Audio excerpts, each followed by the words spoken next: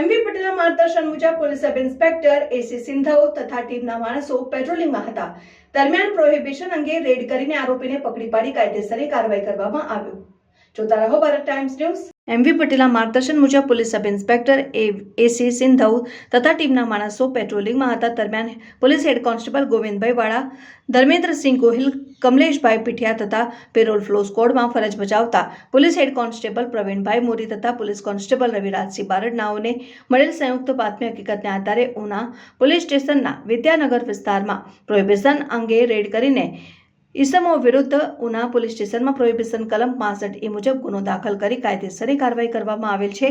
આરોપીઓ નાસી જનાર જુમાભાઈ રખાભાઈ ઉનડજામ રહેઠાણ ઉમેજ, નાસી જનાર વનરાજ ઉર્ફે વનો કુશાભાઈ ચાંદુ રહેઠાણ વાંકિયા, જિલ્લા ગીર સોમનાથ. કબજે કરેલ મુદ્દામાલમાં વિદેશી દારૂની બોટલ નંગ 274 તથા બિયર ટીન 23 મળીને કુલ કિંમત રૂપિયા 1,84,710, ફોર વ્હીલર 1 કિંમત રૂપિયા 2 લાખ.